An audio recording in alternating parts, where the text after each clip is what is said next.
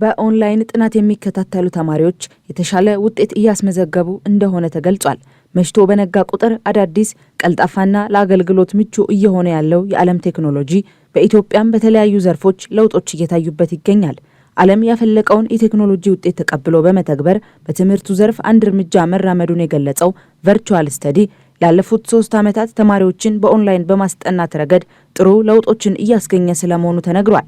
የድርጅቱ ስራ አስኪያጅ አብርሃም አንተነህ እንዳሉት ድርጅቱ ትምህርትን ዘመናዊ በሆነ መልኩ ለማምጣትና ለማቅረብ የተቋቋመ መሆኑን ገልጸው ባለፉት ጥቂት ዓመታት ውስጥ ዓላማውን ማሳካቱን ገልጸዋል።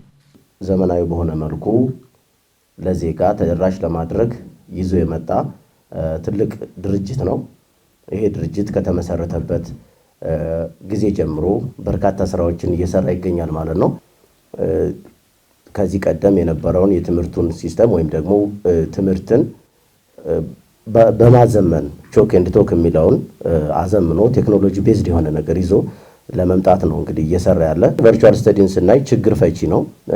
ችግር ፈቺ ነው ስንል ይሄ ቴክኖሎጂ የሆነ ወይም ደግሞ በቴክኖሎጂ የተደገፈ ለተማሪዎቹ ጥናትን ይሰጣል። በዋናነት ትምህርታዊ የሆኑ ነገሮችን ነው የሚያስተላልፈው። ከሚሰጣቸው አገልግሎቶች ጥቂቶቹ ለምሳሌ የኦንላይን ጥናት ይሰጣል፣ የላይቭ ጥናት ይሰጣል፣ ስልጠናዎችን ይሰጣል።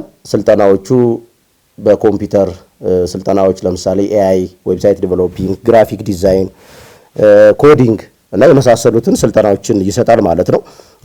ቋንቋም ላይ የተለያዩ የአገር ውስጥና ከአገር ውጭ ያሉ ቋንቋዎችን በመስጠት የሚታወቅ ድርጅት ነው ማለት ነው። ላለፉት 3 ዓመታት ከ4ኛ እስከ 12ኛ ክፍል ያሉ ተማሪዎችን ብቃት ባላቸው መምህራን በበይነ መረብ ሲያስጠና የቆየ ሲሆን ተማሪዎች ባሉበት ሆነው ቋንቋና የተለያዩ አጫጭር ስልጠናዎችን እየተከታተሉ ነው ብለዋል። በተጨማሪም በቀላሉ ለመማር የሚረዱ መንገዶችን በመጠቀም እያስተማረ እንደሆነም ተነግሯል።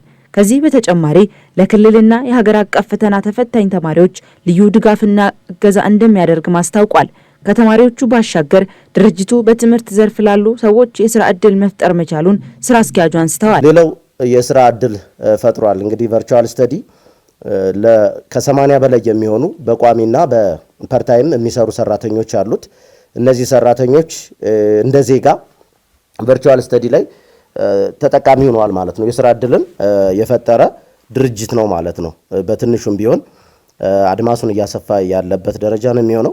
በዚህ ዓመት በ2017 ማለት ነው ባሳለፍነው ዓመት ከተፈተኑ የ6ኛ የ8ኛ እና የ12ኛ ክፍል ተማሪዎች በቨርቹዋል ስተዲ አጥንተው ፈተናውን ከወሰዱት ተማሪዎች ሙሉ በሙሉ ከክፍል ወደ ክፍል ማለፍ ችለዋል ማለት ነው። በተለይ የ6 እና የ8ኛ ክፍል የክልል አቀፍ ተፈታኞች ናቸው። እንዲሁም ደግሞ የ12ኛ ክፍል ደግሞ ሀገር አቀፍ ተፈታኞች በሀገራችን በዚህ ዓመት በ2017 8 ነጥብ አካባቢ ነው ፐርሰንት ያለፈውና 12ኛ ክፍል እኛ ጋር ግን ተፈትነው ሁሉም ተማሪዎች በተሻለ ውጤት ወደ ዩኒቨርሲቲ ጆይን አድርገዋል ማለት ነው። ቨርቹዋል ስተዲ ወደፊትም በርካታ ስራዎችን ለመስራት ከተለያዩ ከሚመለከታቸው አካላት ጋራ ከትምህርት ሚኒስቴር ጋር እንዲሁም ደግሞ ከትምህርት ጽሕፈት ቤት ጋራ ብዙ ስራዎችን ለመስራት እቅድ ይዞ እየተንቀሳቀሰ ያለ ድርጅት ነው ማለት ነው። ድርጅቱ በቀጣይ የሚሰጣቸውን አገልግሎቶች ለማጠናከር በትላንትናው ዕለት አርቲስት ሰሎሜ አዳምን ለ1 ዓመት በሚቆይ ውል የድርጅቱ ብራንድ አምባሳደር አድርጎ መምረጡን ጠቁሟል።